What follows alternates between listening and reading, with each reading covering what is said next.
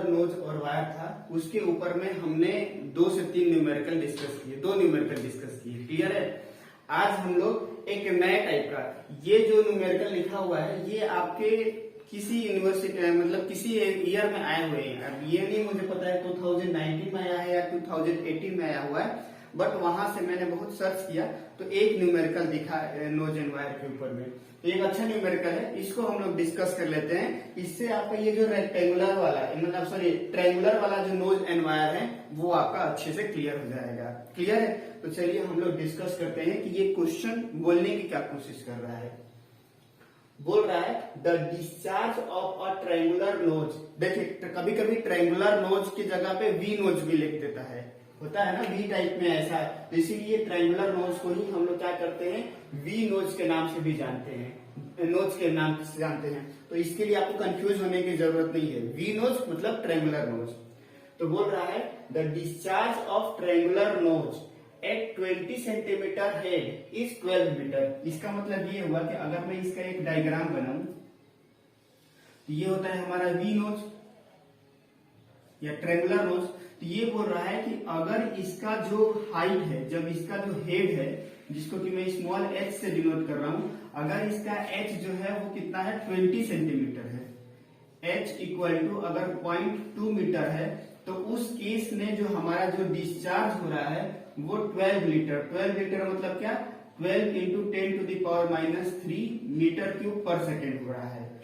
जब height h की value 0.2 metre है तो डिस्चार्ज इतना हो रहा है। तो क्या बोल रहा है, then find the depth of the notch and its top width for obtaining the maximum discharge of 600 litre. तो बोल रहा है कि जब ये जो हाइट है ये मैक्सिमम अपने लेवल तक पहुंच जाए, मतलब कि इस नोज से सबसे ज्यादा मैक्सिमम जो डिस्चार्ज होगा, मान लीजिए कि जो मैक्सिमम डिस्चार्ज क्यू मैक्सिमम है वो अगर 600 लीटर पर सेकेंड हो रहा है, तो उस समय ये हाइट कितना होगा यानी टोटल हेड कितना होगा और उसके करेस्पॉन्डिंग ये जो विड्थ है वो कितना होगा वो हमें निकालना है।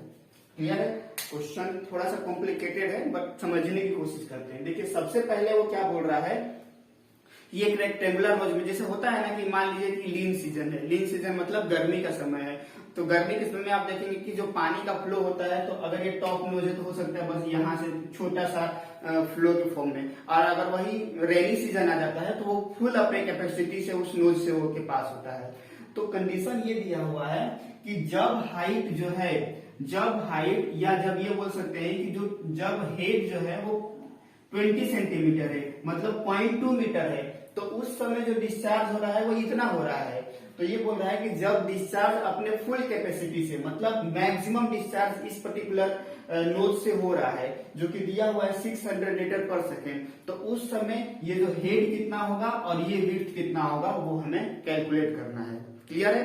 क्वेश्चन आप समझ में आ गया होगा कि जब हाइट जो है वो 0.2 मीटर है तब डिस्चार्ज दिया हुआ है, तो जब डिस्चार्ज 600 मीटर क्यूब होगा उस समय ये हाइट कितना होगा और ये विड्थ कितना होगा ये हमें कैलकुलेट करना है। क्लियर है। तो आप चाहे तो गिवन डेटा आप लिख सकते हैं, यहाँ पे हम लोग यहाँ चाहे तो लिख सकते हैं, यहाँ पे क्यू को मैं यहाँ लिख देता हूँ, क्यू मैक्सिमम इक्वल टू, यही अभी तो लिखना ही है तो ठीक है अभी अपन देख लेते हैं यहाँ पे। तो देखिए गिवन डेटा में क्या दिया हुआ है ना कि डिस्चार्ज दिया हुआ है ना, हाँ डिस्चार्ज इक्वल टू कितना है हमारा 12 into 10 to the power -3 metre cube under head of 0.2 metre. मतलब कि हमारा फॉर्मूला अगर हम लोग ये वाला यूज करेंगे तो जब discharge cube 12 into 10 to the power -3 metre cube है उस समय हमारा h की वैल्यू है 0.2 मीटर क्यूब। क्लियर है।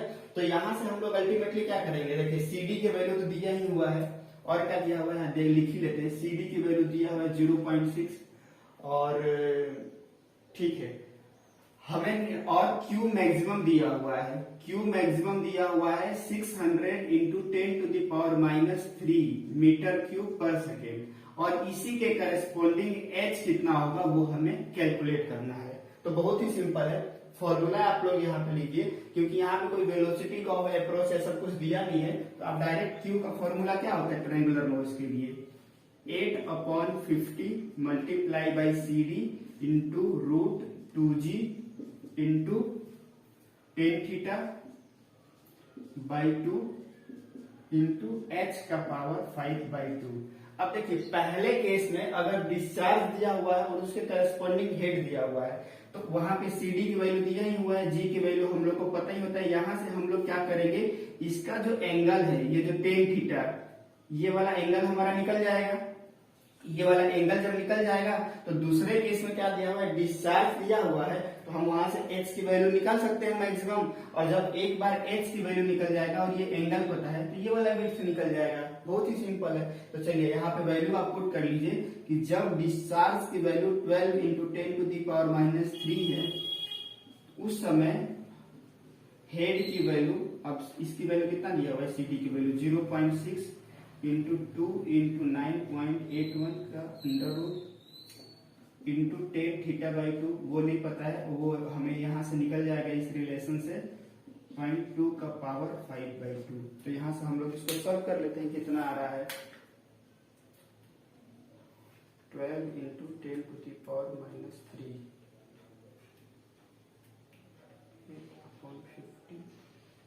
इंटू 0.6।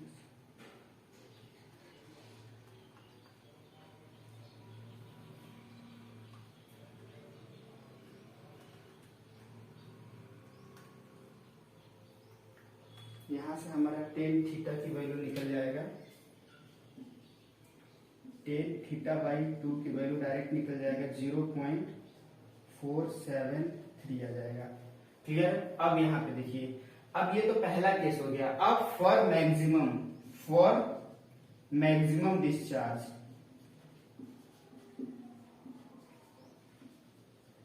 मैक्सिमम डिस्चार्ज मतलब क्यू की वैल्यू, तो मैं डायरेक्ट फॉर्मूला ही वैल्यू पुट करता हूँ फॉर मैक्सिमम डिस्चार्ज। क्यू की वैल्यू कितना है 600 into 10⁻³ equal to 8/50 into CD की value 0.6 into 2 into 9.81 into tan theta की वैल्यू देखिए हम लोग निकाला हुआ है 0.473 इंटू H का पावर 5/2। तो यहां से हम H की वैल्यू निकाल लेते हैं। ठीक है, तो 0.6 डिवाइडेड बाई 8.15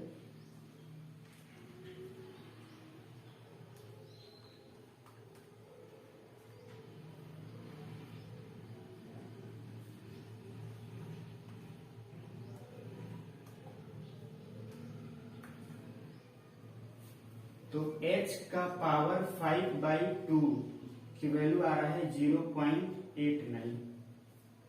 क्लियर है।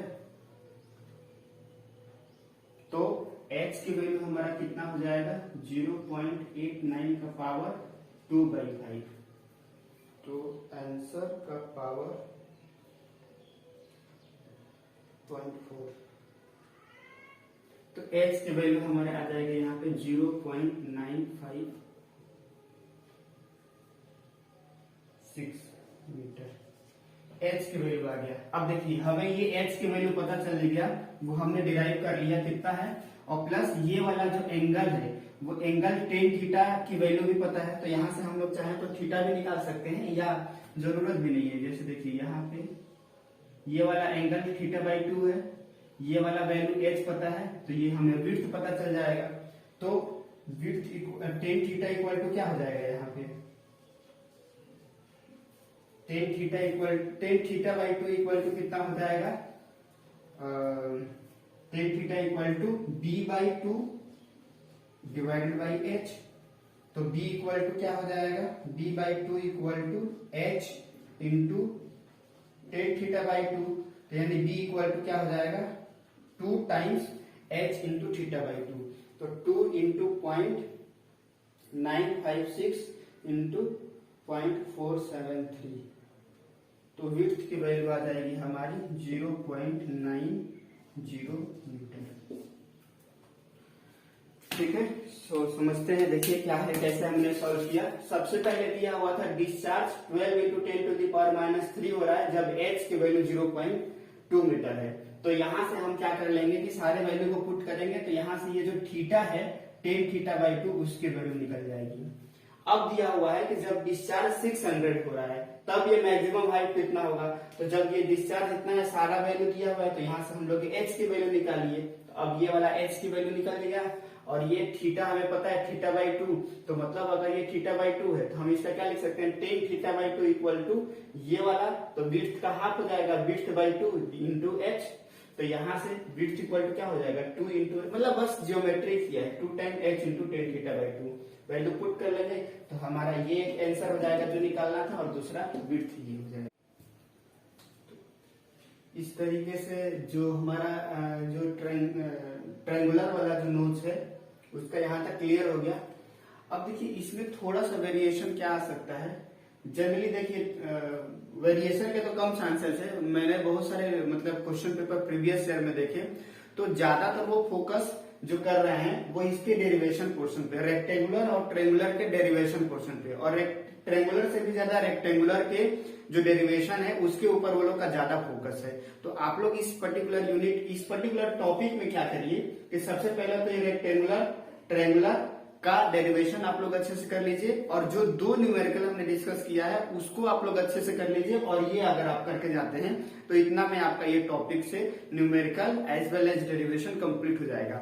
बहुत सारे सर्च करने के बाद ट्रेपोजोडल के ऊपर तो बिल्कुल भी न्यूमेरिकल नहीं दिया हुआ है, और अगर दिया गया तो कुछ करना ही नहीं है। लेंथ दिया रहेगा और हाइट दिया रहेगा, और जो एंगल जो दिया रहेगा वो दिया रहेगा, बस वैल्यू को पुट करेंगे। तो देखिए उसमें क्या क्वेश्चन बन सकता है, दिया नहीं है, बुक में भी नहीं मिल रहा है, इसलिए आप क्या करेंगे, बहुत रेयर चांस है कि ट्रेपोजोडल से क्वेश्चन आएगा, बट आएगा भी तो कैसा आएगा, सारा डायमेंशंस दिया हुआ रहेगा कि लेंथ इतना है, ठीक है, ग्रूव जो भी वी ने एंगल जो इतना है, या इसके अलावा भी अगर मुझे मिलेगा कहीं पे और मैं सर्च करूंगा तो मैं उसके डिस्कस कर लूंगा। क्यू हो सकता है, क्यू निकालने के लिए दे देगा, बाकी सारा डायमेंशन दिया रहेगा, एल एच और थीटा दिया रहेगा, या ये दिया रहेगा लेंथ निकालने के लिए बोल देगा, या एल दिया, क्यू दिया होगा, एल दिया रहेगा, सारा चीज दिया रहेगा, एच निकालना होगा। तो उसके ज्यादा वेरी करने की जरूरत नहीं है। आपका जो मेन फोकस होना चाहिए, इसका डेरिवेशन वाला पोर्शन, इसका डेरिवेशन वाला पोर्शन, इसके ऊपर जो दो न्यूमेरिकल किए हैं उसी में वो डेटा चेंज करके आ सकता है,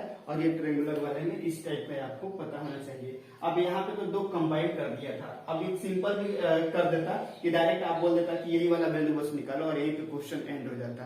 तो हम लोग एक स्टेप आगे थे, तो क्योंकि देखिए डुप्लीकेशन ऑफ वर्क करने में कोई मतलब नहीं है, ऐसा क्वेश्चन पकड़ो जिसमें कि सारा कंसेप्ट क्लियर हो जाए।